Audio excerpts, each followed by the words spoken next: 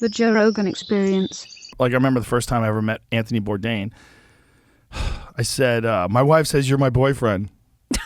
Like, oh my God. Was he like... He's like, what the fuck? Because my wife used to say, oh, you're watching your boyfriend on TV. She'd always joke around because I loved that No Reservation show. Yeah. So I said that to him. It came out totally wrong.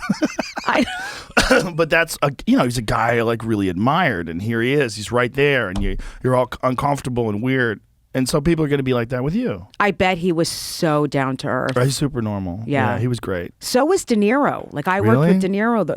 Yeah. What did you do with De Niro? Oh, Joe, this is the best story. I was at the Cellar late at night, and he was there with Taylor Hackford. Who's that? He's a huge director, married to Helen Mirren. Oh. He was the head of the Directors Guild, directed Ray and Officer and a Gentleman, like a huge amount of movies, huge. Wow. And De Niro was looking for comics to be in his movie. And I was doing a set, and I do this thing in my act where I turn around and talk to myself. My special's called Talking to Myself, where I have an inner dialogue. And I'm like, doesn't matter how this goes, you'll never make it. Like I have a whole, where I put my back to the audience. And and he loved it. And I went to Florida to do an old age community fucking Jewish show. Oh, boy. Yeah. And that Saturday I get a call. And it's Taylor Hackford. And he's like, this is Taylor Hackford. And I'm like, okay, I had no idea who the hell he was. And he's like, Bob would like to meet with you on Wednesday. And I'm like, Bob who? I had no idea. I'm like, Bob the Builder. I had no idea. Right. And he's like, Bob De Niro. And I'm like, okay. So I'm like, I can make it. So I walk into the office and I walk in the room and he's sitting there. And I was not starstruck. It was the weirdest thing because he looked like just a guy from off the street. Like he had jeans on and I don't know.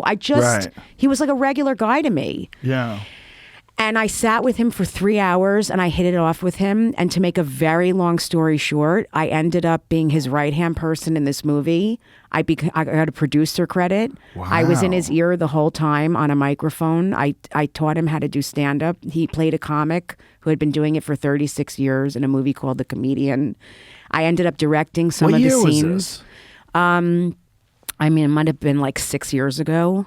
Something like that. Why do I not know about this movie? Oh, you got it. Yeah, yeah, that's he and I. Look at you guys. Yeah, we became very close. Wow. I South love him Orange dearly. comedian gives tips to Robert De Niro. Yeah, he's an amazing person.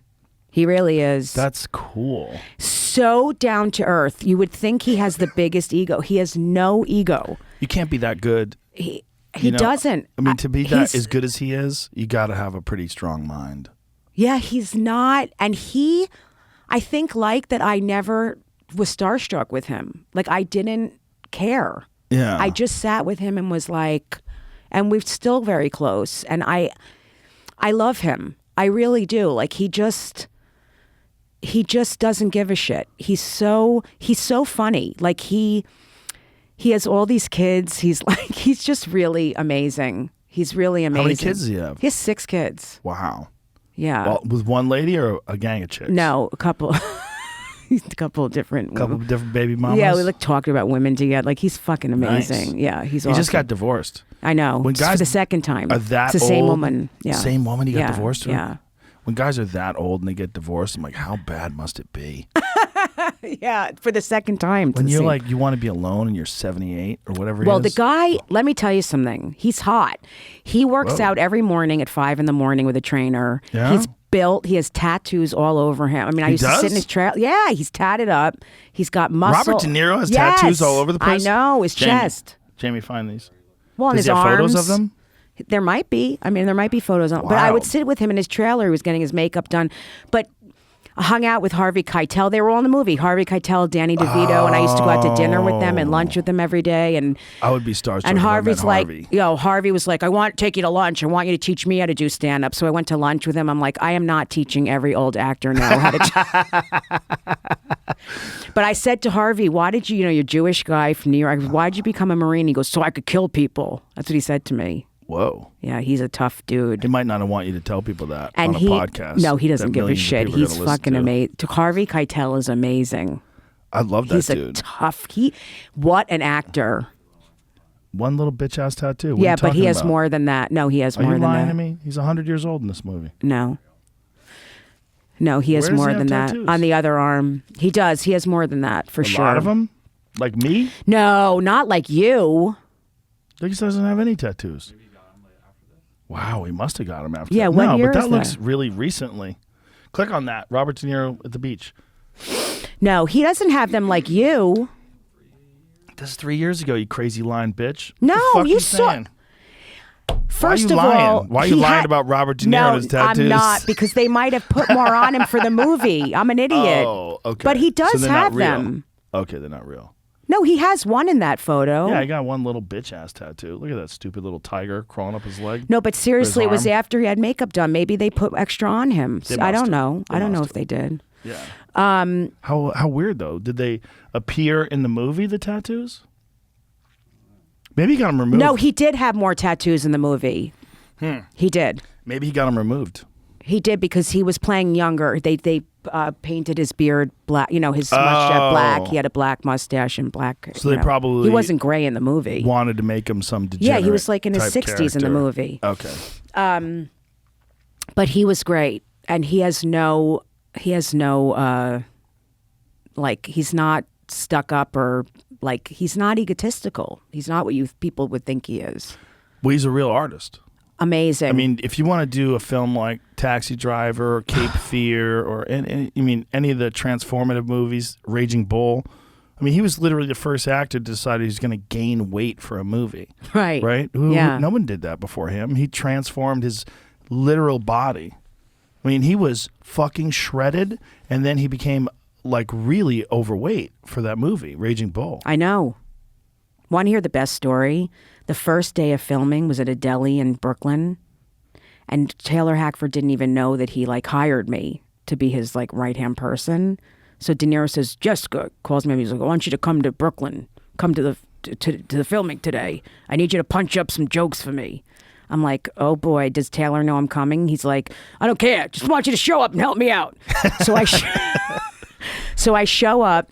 He's in the middle. I get there a little late because of traffic. He's in the middle of doing a scene with Danny DeVito and Patti LuPone, who plays Danny DeVito's wife, right? So I walk in. De Niro runs up to me. He goes, I need a joke for this line. So I give him a joke. So I go wait in the side, and he says the line, and Patty and Danny start hysterically laughing. So Taylor starts yelling, what the fuck is going on here? We got to get through this. Why are they laughing? So he goes, well, Jessica came in and gave me a joke. So he comes over and he starts yelling at me. This is the first day of filming. He goes, you can't just do this. You can't just come in here and screw up everything. And De Niro took his arm and he goes, if you ever fucking talk to her like this, he starts screaming. I'm like, what is happening? Where am I? Oh my God. I'm in the filming with Robert De Niro. I was just at the cellar. Doing my a set. God. Like, what is happening? He goes, don't you ever fucking talk to her like that again. I mean, that set the tone for the next 6 months. Because he knew not to talk to me. And he set the tone. Like, don't ever talk to her. And I'm just sitting there like eating a free knish. Like, where am I?